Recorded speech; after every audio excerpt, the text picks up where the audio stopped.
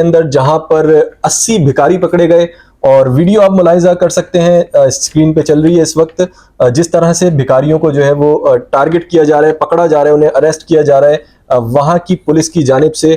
और मजे की बात उसमें यह है कि 80 भिखारियों को पकड़ा गया है, जिसमें से 77 भिखारी जो है वो उनका ताल्लुक पंजाब पाकिस्तान से था। सबसे पहले तो ये अलमिया के पंजाब के लोगों ने जो है वो इस वक्त सूरत हाल इतनी गंभीर कर दी है कि पूरी दुनिया में पाकिस्तान का मजाक उड़ाया जा रहा है। मतलब जहां से मिले जैसे मिले भीख मांगने में कोई कसर नहीं छोड़ रहे ये लोग।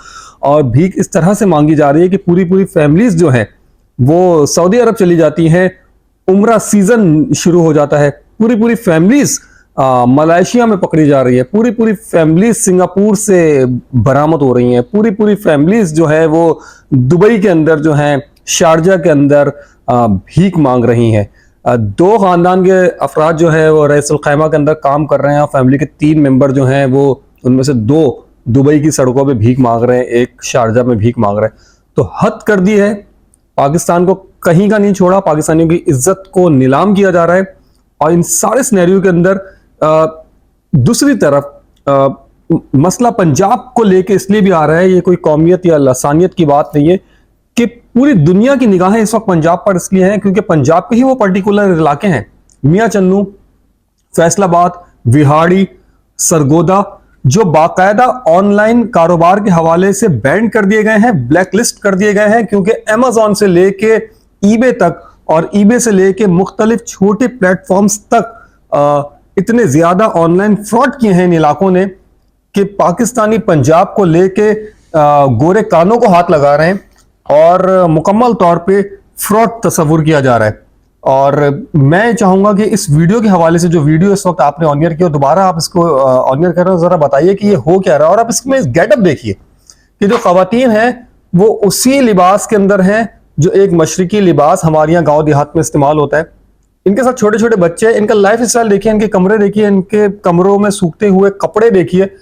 तो ये किसी पंजाबी लग रही है। चक शहजाद चक नंबर 11 की फुटेजेस नहीं है, ये कहाँ की फुटेजेस है? मलेशिया की फुटेजेस हैं ये। और ये वीडियो जो है वो सुबह से बहुत ज्यादा वायरल है, जिसमें देखा जा रहा है बाकायदा तौर पर कि जिस तरीके से वहां की पुलिस जो है वो नकाब पोश पुलिस जिस तरीके से वहां पर जो है वो रेड किया है। एक होटल के अंदर की बात है ये।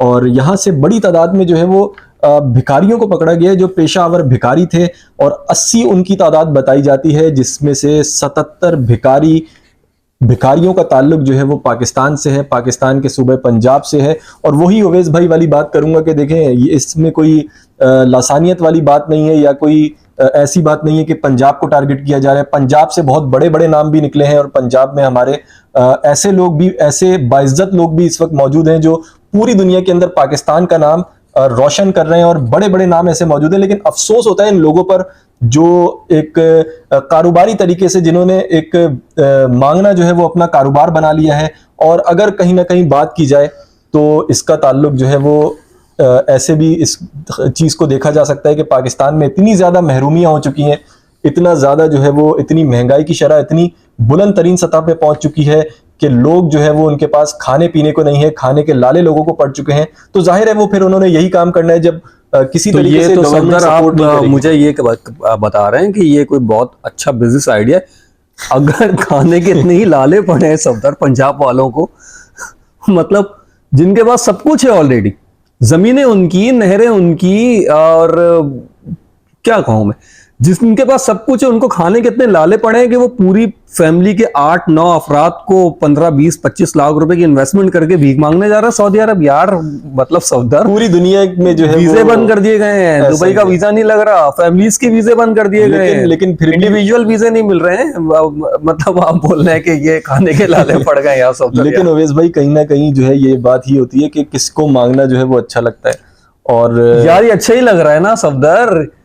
अच्छा, आपको पता है अभी नादिया हुसैन पाकिस्तानी एक मॉडल, उनको जो FIA में उनके शौहर के लिए जो इंक्वायरी हुई है और जो मामला हुए, वो भी ये मियां चन्नू के पास एक इलाके से वो फ्रॉड हुआ है, जो 2 करोड़ का तावान मांगा गया। 2 करोड़ या 5 करोड़ का तावान मांगा गया और पाकिस्तानी सिक्योरिटी फोर्सेस के इदारों का नाम इस्तेमाल करके, FIA का नाम इस्तेमाल करके बिल्कुल। तावान मांगा गया। और अक्सर हम देखते हैं कि कॉल्स आती हैं, मैसेजेस आते हैं कि यार, जी तो मैं बोल पाकिस्तान में न्यूज़ आपका में ये निकला है और दूसरे चीजों में जो है वो आपके इनामात सदर, निकले हैं, वो भी उनका भी ताल्लुक पंजाब से ही होता है। बड़े टीवी चैनल से मुंसलिक है, ऐसे ही है? जी मैं एक बड़े टीवी चैनल से मुंसलिक हूं। बिल्कुल बिल्कुल। आपका इदारा मुख्तलिफ गेम शोज, मेरा इदारा मुख्तलिफ गेम शोज, और हमें कॉल्स आती हैं। आपको कॉल आती है ना जीतो पाकिस्तान से, वाकई। आपके लिए जो है वो ये, और मुझे आ रही होती है कि जनाब यहां से जो है वो तो ये सिलसिला। अच्छा, जब वो कॉल्स आती है तो कॉल्स, वो लहजे क्या होते हैं? मैंने एक बार कॉल की आप उस नंबर पे और देखिए ना कि लहजा ऐसे ही लगा कि कोई एग्जैक्टली पंजाब के पंजाब किसी ने पूरी गांव दुनिया से में बैठ पाकिस्तान का नाम, सॉरी, ये पंजाब के कुछ इलाकों के लोगों ने पूरी दुनिया में पाकिस्तान को फकीर साबित कर दिया है। अमेज़न पे भी बैन लग चुका है काफी हाँ, इलाकों मैंने पे, दुनिया भर में वही जो है मैंने वो ये सब वही चल मैंने रहा है। बताया था। लेकिन देखिए यही बात जो है वो इन लोगों को क्यों नहीं पकड़ा जाता? अब ये लव कंट्रोल स्टोरी क्यों नहीं किया जाता? नहीं, सफदर कैसे पकड़ा जाएगा? देखिए, आप मिजाज को, तरबियत को जस्टिफाई नहीं कर सकते, नहीं कर जो खराब हो गई। ऐसा ही है, 78 साल में इस कौम की तरबियत हुई नहीं है, और ये भिखारियों वाली हुई है। एग्जैक्टली भिखारी, मतलब आप ऊपर से नीचे तक हमारा वजीर आजम बोलता है बेगर्स कांट बी चूजर्स, बात ही खत्म है इसके बाद। मैं आगे से समझ अंदाजा गया। लगा सकते हैं। आपके ऊपर से लेके नीचे तक के जो स्ट्रक्चर है आपका, वो टोटल स्ट्रक्चर ही खराब है, भिखारीज़म पर आ रहा है। हाँ। हैं? आपने जो है वो अपने लिए बनाया क्या है, बनाया आपने अपने लिए किया क्या है? तो ओवरऑल सिचुएशन ये है कि कहना नहीं चाहिए, लेकिन 78 साल में हमारी तरबियत नहीं हो सकी है, नहीं हो सकी। और हमें किसी ने कुछ सिखाया नहीं है। और हमारे जो बुजुर्ग हैं, देखिए, अगर आप बीमारी को बीमारी नहीं समझेंगे तो उसके बाद आप इस चीज को भूल जाएंगे, आपका इलाज हो सकता है ना। सही मतलब बात है। डायग्नोस नहीं होगा तो इलाज नहीं होगा। मेरी एज के, सफदर की एज के, सफदर आप तो बिल्कुल यंग हो, मैं आपसे बड़ा हूं थोड़ा, और हमारी एज के लोगों ने भी अगर अब इस चीज को नहीं समझा कि हमारे बुजुर्गों ने हमारी तरबियत नहीं की और हम लेपापोती करते रहे ना, तो हम अपनी औलादों को भी कुछ नहीं दे सकेंगे। बर्बाद दर बर्बाद वाली सूरत हाल है। तो आपसे गुजारिश है कि वीडियो को लाइक और चैनल को सब्सक्राइब कर दीजिएगा, ताकि हर आने वाली वीडियो और जो भी चल रहा हो हमारे माशरे का जितना भी गंद जो है वो आपके सामने आ सके और आपको अवेयरनेस हम इस बारे में दे सकें। तो अब तक के लिए उवैस भाई और मुझे इजाजत दीजिएगा। अल्लाह हाफिज।